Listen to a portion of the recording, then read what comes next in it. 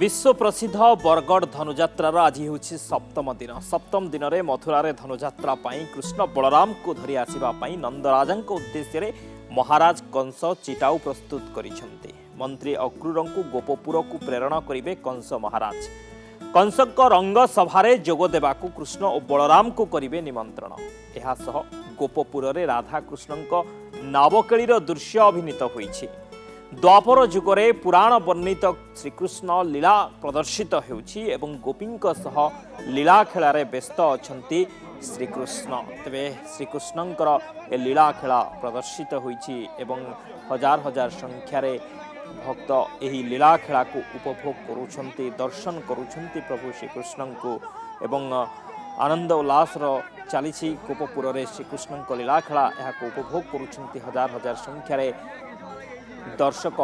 आपण माने ई चित्र देखुछंती जोठी के नावकेलीर दृश्य। ई नावकेलीर दृश्य को मध्य आज हजार हजार संख्यार लोक देखिछंती, उपभोग करिछंती। तेबे एने अधिक सूचना देउछंती आम बरगढ़ रिपोर्टर हिमांशु नंद।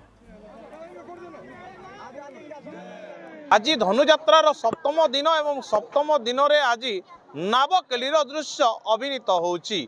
कारण आमे जो दृश्य गुड़ी को देखापी गोटे वर्ष अपेक्षा करताऊँ से ही वर्ष पर नावकेलीर दृश्य यही मनाबनठारे जहाँ बरगढ़ मनाबनठारे अनुष्ठित होता है। से दृश्य को देखा जड़े कि दुई जन नुहे हजार हजार संख्यार लोकंर भिड़ जमीता है।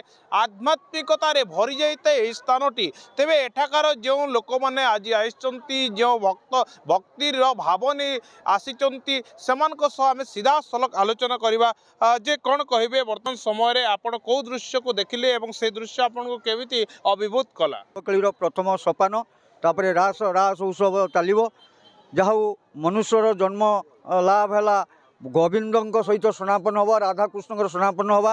यही दृश्य देखिले कोटे जन्म फल लाभ हुए। मनुष्य जन्म ही लाभ जब गोविंद करे भाव आनंदे बोल हरि हरि हरि करिबे भगु पारी।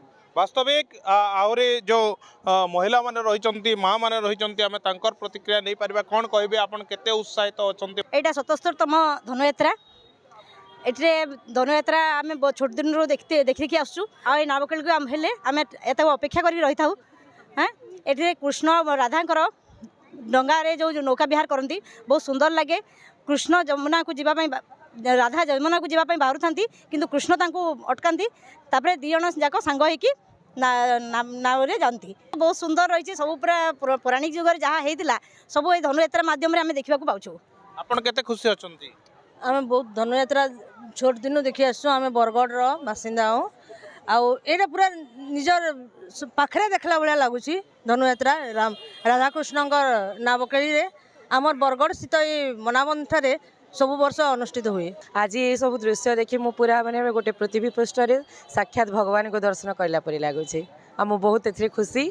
एथर प्रशासन भी बहुत एथि माने लगी जो आज यहाँ सफल हो पारी। अच्छा केमती लगुच आपन को जो नावकेलीर दृश्य कौन देखिले आप? मु तो ये राधाकृष्ण को प्रथम टाइम दर्शन करी। बाकी एते तांको विषय माने यही तार जो कथाटा मु जानी एते भल रे। बाकी छुआ बेलू ये सब देखी देखी आस बहुत भल लगुच। वास्तविक आहरी महिला माने अछंती कौन कहबे आपण माँ कौन देखिले कौ दृश्य आपण को माने एते समय पर्यंत एटी अटकाई रखिछि?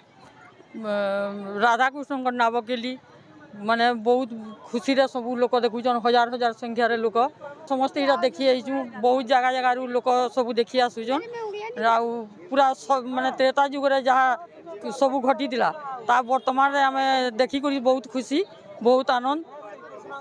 अच्छा वर्तमान समय आहरी मध्य जो माने दर्शक माने रही कौन आपण दृश्य देखिले कौन सा दृश्य आप देखे क्या लगा आपको?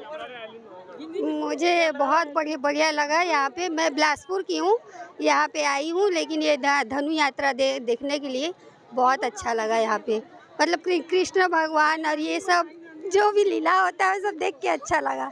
निहाती भावे आपण शुणुतिले जे वास्तविक गोटे नियारा दृश्य नावकेलीर दृश्य कृष्ण राधांकर जो जुगल मूर्तिर दृश्य जोठारे नाव उपरे से नौका उपरे बसी थांती नौका विहार करती से दृश्य को देखा एटी मनाबन ठारे हजार हजार संख्यार लोकंकर भिड़ जमीची एवं समस्ते यार ଠିକ୍ ଉପଭୋଗ କରୁଛନ୍ତି, ଏହାର ମଜା ନେଉଛନ୍ତି। ବରଗଡ଼ରୁ ହିମାଂଶୁ ଶେଖର ନନ୍ଦ, ନନ୍ଦିଘୋଷ ଟିଭି। ଏପଟେ ନିଜର ମୃତ୍ୟୁ ସମ୍ପର୍କିତ ଦୈବୀବାଣୀ ଶୁଣି ଆତଙ୍କିତ ଅବସ୍ଥାରେ ରହିଛି କଂସ। ମଥୁରା ନରେଶ ମହାରାଜ କଂସଙ୍କୁ ବିବ୍ରତ କରିଛି ସେହି ଦୈବବାଣୀ। ତତେ ମାରିବ ଯିଏ ଗୋପରେ ବଢ଼ୁଛି ସିଏ। ଏ ଦୈବବାଣୀ ମନେ ପଡ଼ିଯାଉଛି କଂସର। ଆଉ ଏହାପରେ ମହାରାଜ କଂସ ଭଣଜା କୃଷ୍ଣଙ୍କୁ ମାରିବା ପାଇଁ ରଚିଛନ୍ତି ଷଡ଼ଯନ୍ତ୍ର ଏବଂ ଆୟୋଜନ କରିଛନ୍ତି ରଙ୍ଗସଭା। ପାତ୍ରମନ୍ତ୍ରୀଙ୍କ ସହ ଆଲୋଚନା କରି ଆୟୋଜନ କରିଛନ୍ତି ଏହି ରଙ୍ଗସଭା। ଏ ରଙ୍ଗସଭାରେ ମହାରାଜଙ୍କ ନିମନ୍ତ୍ରଣ ପାଇ ମିତ୍ରପକ୍ଷ ରାଜ୍ୟର ବହୁ ରାଜା ଆସିଛନ୍ତି ମଥୁରା ରାଜଦରବାରକୁ। ମଗଧ ରାଜା ଜରାସନ୍ଧଙ୍କ ସହ ଶିଶୁପାଳ, ନରକାସୁର ପରି ବଡ଼ ବଡ଼ ଯୋଦ୍ଧାମାନେ ମହାରାଜ କଂସଙ୍କୁ ଆଶ୍ୱାସନା ଦେଇଛନ୍ତି। କୃଷ୍ଣଙ୍କୁ ମାରିବା ପାଇଁ ପ୍ରେରିତ ହୋଇଥିବା ରାକ୍ଷସ ଗୋପପୁରରେ ଶ୍ରୀକୃଷ୍ଣଙ୍କ ହାତରେ ଗୋଟିଏ ପରେ ଗୋଟିଏ ନିହତ ହେବା ଖବର କଂସକୁ ଚିନ୍ତାରେ ପକାଇ ଦେଇଛି। ଏପଟେ କଂସ ଚିନ୍ତାରେ ରହିଛି, ତାର ଦୈବବାଣୀ ମନେ ପଡ଼ିଯାଉଛି, ଯାହାକୁ ନେଇ କଂସ ଚିନ୍ତାରେ ରହିଛି। ଆମ ସହିତ ହିମାଂଶୁ ଯୋଡ଼ି ହୋଇଛନ୍ତି ସିଧାସଳଖ, ଆମେ ଅପଡେଟ୍ ନେବା। ହିମାଂଶୁ, ଆଜି ସପ୍ତମ ଦିନରେ ଆମେ ଦେଖୁଛେ ଗୋପପୁରରେ ଶ୍ରୀକୃଷ୍ଣଙ୍କ ଲୀଳାଖେଳା ଚାଲିଛି ଏବଂ ଏପଟେ କଂସ ମହାରାଜ ବ୍ୟସ୍ତ ବିବ୍ରତ ହୋଇଯାଇଛନ୍ତି ଏବଂ କଂସ ମହାରାଜ ବିଚଳିତ ହୋଇଯାଉଛନ୍ତି, କାହିଁକିନା ସେ ଦୈବବାଣୀ ବାରମ୍ବାର ତାଙ୍କୁ ମନେ ପକାଇ ଦେଉଛି ତାଙ୍କର ମୃତ୍ୟୁ କଥା। ନିହାତି ଭାବେ ଦେଖନ୍ତୁ ଯେ ବାସ୍ତବିକ ଯୋଉ ଦୃଶ୍ୟ ଗୁଡିକ ଅଭିନୀତ ହଉଛି ତାହା ଜୀବନ୍ତ ଲାଗୁଛି। କାରଣ ଯଦି ମଥୁରାରେ କହିବା ଯେ ଗୋଟିଏ ପରେ ଗୋଟିଏ ରାକ୍ଷସୀଙ୍କର ନିଧନ ପରେ କଂସ ବ୍ୟସ୍ତ ବିବ୍ରତ ହୋଇ ପଡିଛନ୍ତି ଏବଂ ଉପାୟ ପାଞ୍ଚୁଛନ୍ତି, ରଙ୍ଗସଭାର ମଧ୍ୟ ଆୟୋଜନ କରିସାରିଛନ୍ତି ଯେ କିଭଳି ସେ କୃଷ୍ଣ ବଳରାମଙ୍କୁ ହତ୍ୟା କରିବେ। ମାତ୍ର ଅନ୍ୟପଟେ ଯଦି ଦେଖିବା ଗୋପପୁରରେ ଉତ୍ସବର ମାହୋଲ ଦେଖାଯାଉଛି, କାରଣ ସମସ୍ତେ ଉତ୍ସାହିତ ଅଛନ୍ତି, ଖୁସି ଅଛନ୍ତି। କାରଣ କୃଷ୍ଣ ବଳରାମଙ୍କର ସେ ବାଲ୍ୟଲୀଳା ସହିତ ସେମାନେ ସମସ୍ତେ ଜଣେ ଜଣେ କଳାକାର ସାଜି ସମସ୍ତେ ଜଡ଼ିତ ରହିଛନ୍ତି ଏବଂ ସେ ନିଜେ ସେ ମାନେ ଦ୍ୱାପର ଯୁଗକୁ ପହଞ୍ଚି ସାରିଛନ୍ତି। ତେବେ ଆମ ସହିତ ଆମେ ଗୋପପୁରର ସେଇ ନନ୍ଦଭବନରୁ ହିଁ ଅଛୁ। ବର୍ତ୍ତମାନ ସମୟରେ ଆମେ ଯେଉଁ ମା ମାନେ ଅଛନ୍ତି, ଯେଉଁମାନେ କି ସେ ନନ୍ଦ ଭବନରେ ରହିକି ପ୍ରତିଦିନ ଏଇ ସବୁ ବିଷୟକୁ ନିଜେ ଅଙ୍ଗେ ନିଭାଉଛନ୍ତି, ଆମେ ତାଙ୍କର ପ୍ରତିକ୍ରିୟା ନେବା। ଯେ ଯଶୋଦାଙ୍କର ଚରିତ୍ରରେ ହିଁ ଅଭିନୟ କରନ୍ତି ବା ରହିଥାନ୍ତି ସେଇ ମାଙ୍କ ସହିତ ଆମେ କଥା ହେବା। ଯେ ଆପଣ ନନ୍ଦ ଯଶୋଦାର ଗୋଟେ ଦୀର୍ଘ ବର୍ଷ ହେଲା କରି ଆସୁଛନ୍ତି, ତେବେ ଏବେ କୃଷ୍ଣଙ୍କର କୋଉ ସବୁ ଲୀଳା ଚାଲିଛି? ଏଇଟା କୃଷ୍ଣଙ୍କର ଜନ୍ମରୁ ନନ୍ଦ ଉତ୍ସବ, ତାର ନନ୍ଦ ଉତ୍ସବ କରି ମୁଁ କୃଷ୍ଣକେ ପାଇକରି ବହୁତ ଖୁସି। ସତରେ ମୁଇଁ କୃଷ୍ଣର ମାର ବୋଲି ମୋର ପୂର୍ବର ଜନ୍ମର ତପସ୍ୟା ବେଲେ ମୁଇଁ କୃଷ୍ଣକେ ପାଇଛେ ବୋଲି ମୋର ବହୁତ ଖୁସି। ନାମକରଣ ତାର ଦିଆହେସି, ଏକୋଇଶିଆ କରାହେସି। ମୋର ସାଙ୍ଗମାନଙ୍କୁ ଡାକିକରି ତାର ଫୁଲମାଲା ଗନ୍ଥରେ, ତୁଳସୀ ମାଲା ଗନ୍ଥରେ ମୋର ପୁଅର ନାମକରଣ ଦିଆ ବେଲେ କୃଷ୍ଣ ଦେସି। ସେ କୃଷ୍ଣ ସତେ ମୋର ଭଗବାନ ବୋଲି ମୋର କରି ରୂପେ ଜନ୍ମ ହେଇଛନ୍ ବୋଲି ମୋର এই কৃষ্ণ সেবা করে মোর দিন পলেই বলি করে মতে বহুত খুশি লাগে।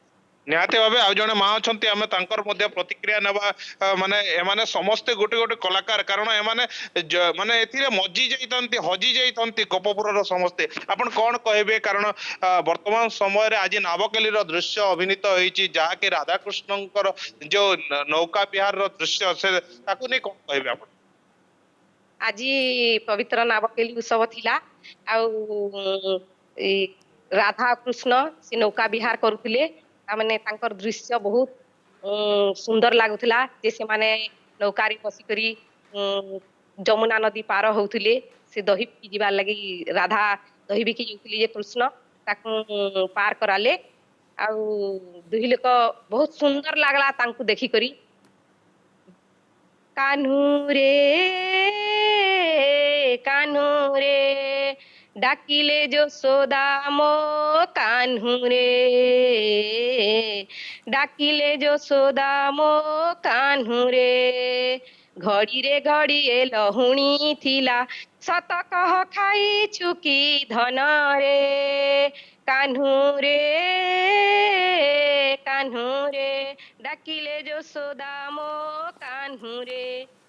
बहुत बहुत धन्यवाद हिमांशु हिमांशु थे आम बरगढ़ रिपोर्टर आमको अधिक सूचना दूसरे ताजा चित्र देखते जे विश्व प्रसिद्ध बरगढ़ धनुयात्रार सप्तम दिन में आज गोपपुर रे कृष्ण लीला देखा मिली एवं कृष्णंकर एवं जो नावकेलीर दृश्य ए दृश्य को हजार हजार संख्यार भक्त उपभोग कर समय होती स्वतंत्र उपस्थापना को ये रखुच नमस्कार।